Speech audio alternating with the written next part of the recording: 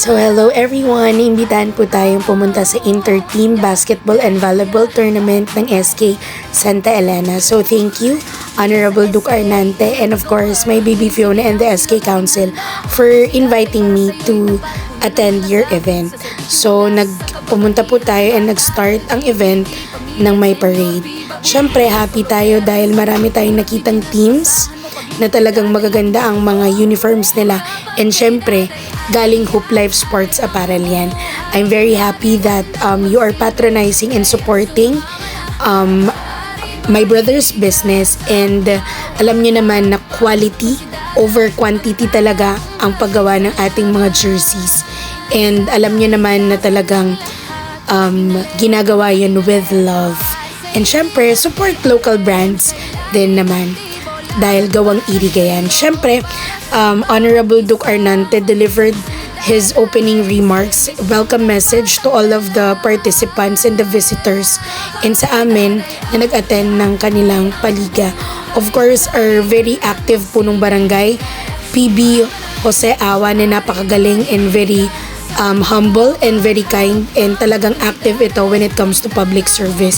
Ayan, hindi naman po natin palalagpasin ang ating pakonting video dahil minsan lang po mangyaring i-video ko ang sarili ko. And then, after po nun, nagkaroon na torch lighting as a sign of the opening of their basketball and volleyball tournament. So, yan po atang tumatakbo is the MVP of the last year's Paliga. And I'm very happy and proud na during the torch lighting, ipinasa yan sa mga team captains ng bawat basketball teams. So, nakadalawang ikot muna yan, yung MVP na yan, and then ibinigay niya yan dun sa kay Duke, kay SK Duke, and binigay niya sa na mga captain balls ng kada team para ipagpasa-pasa. And syempre, makikita nyo dyan sa side na yan are the, I think, it's the midget and the juniors division. And then, ipinasa naman ni SK Chair sa ating mga seniors division and open category. Tama ba yung open category? And then, ibinalik nila yan, yung torch na yan, dun sa MVP. So, parang they're signifying their support, love for the game, and of course, unity and camaraderie among the teams po na kasama sa ating palaro. So, ayan na, inilawan na ang ating langganita. And then, ayan, si Consi Jorel, kasama ko din siyang nag-attend ng ating opening program. So, ayan, si Honorable Anthony Balbuena of La Purisima, Iriga City, ay napakaganda at napakasipag na wala ding pinapalagpas ng mga events like Paliga dito sa Iriga City. Lagi din siyang invited. Of course, ayan na, our very own Mary Dean Monghe, ang napakaganda, isa sa mga Miss Iriga, and syempre, kasama nating empleyado sa City Hall. Of course, yung bata na yan na nakikita nyo na naglalakad ay manang-mana sa kanyang nanay. Of course, kung itatanong nyo kung sino ang nanay niya, ang mama niya ay si Ma'am Lorraine Alferez Martinez, na taga dito din siguro sa Santa Elena. For sure, taga Santa Elena. Dahil ang mga Alferez taga dito din sa Santa Elena. One of our relatives, kasi may papa, may lolo, was a native of Barangay Santa Elena. Ayan, one of the muse. Maganda din to. And magandang rumampa. Actually, lahat sila magaganda talagang mga rumampa. And I think pinagandaan nila itong araw na to. Dahil meron nga po silang production number. On the opening po, sabay-sabay silang sumayaw. Marunong na marunong ang mga bata na to. And this pretty girl is a close kid to my heart because anak to ni Ate Donna, and magaling tong mag-taekwondo, and I think palarong Bicol player din natin to dito sa Iriga, and talagang manang-mana sa kanyang mommy, and syempre kay Tita Joy sa kanyang tita, and syempre si Kuya Bonits. Ayan, may pa-video din po tayo. Ang ganda-ganda ko talaga. Sure lang po. Syempre, nag-enjoy po tayo. Ipapakita ko lang po ang reaction ko during the program the event dahil super ganda po ng event na nangyari and ang gagaling po ng ating mga muse dito sa paligan na to. And I think talagang pinagandaan nila ang best muse ngayong taon kasi super gagaling magsalita and super galing rumampa ng ating mga muses from the different basketball teams na kasama ngayong taon.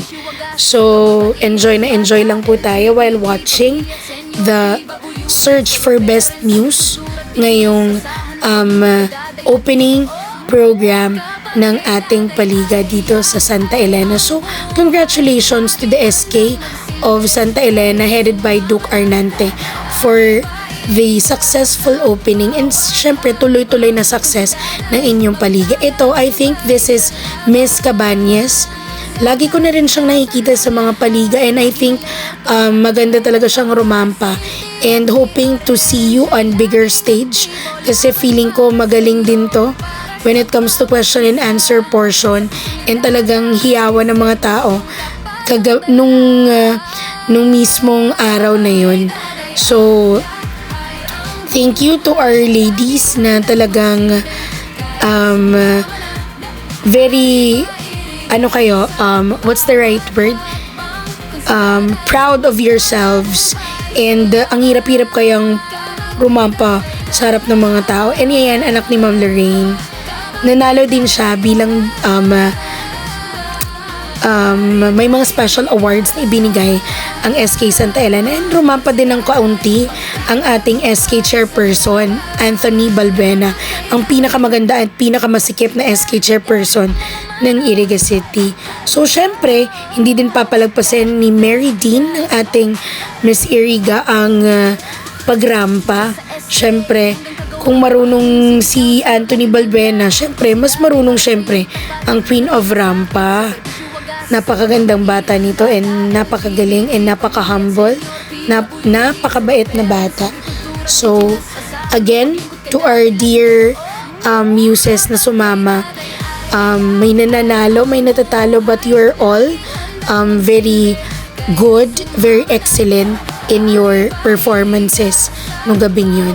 And shout out syempre sa aking baby Fiona, na hirap mag-tabulate.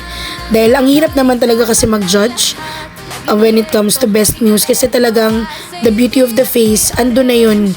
Iba-ibang ganda pero talagang lahat naman po sila magaganda. And again, congratulations to all the winners. And doon naman sa mga hindi nabigyan ng awards, don't forget that you are beautiful.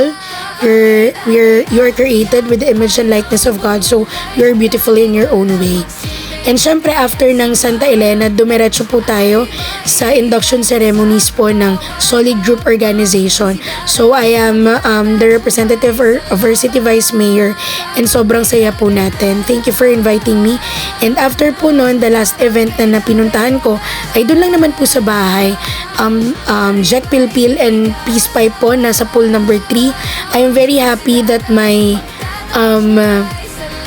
yung core memory ko ay naibalik kasi ito yung mga tugtugan talaga nung kapanahunan namin and also one of the vocalists ng Skariga noon. And then tumugtog din po ang Dreads ko All Stars, ang vocalist po na yung aking pinsan na si Brian Oxiano and the owner of course of Masok Pool number 3. Syempre congratulations Tito B for the success of your pabanda. And I'm very happy na narinig din natin ang Overheat Band, one of my idol.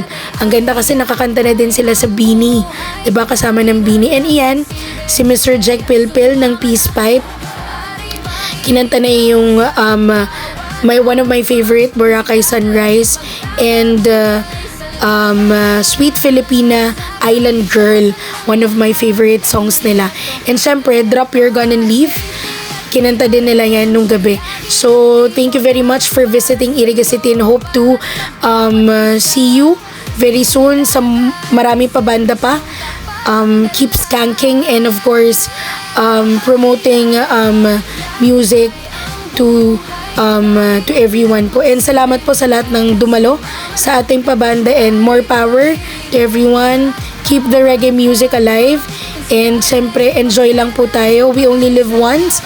And talagang nag-enjoy tayo dyan. Andyan din sila Consi Dandrep and the Rotary Club of Iriga. Nag-attend din sila together with my friends, Ate D, Ate Shermy, and of course, Ma'am Rhea, and the rest of the group na nandun. And thank you very much sa lahat po ng pumunta and bumili. And of course, I am with my husband too.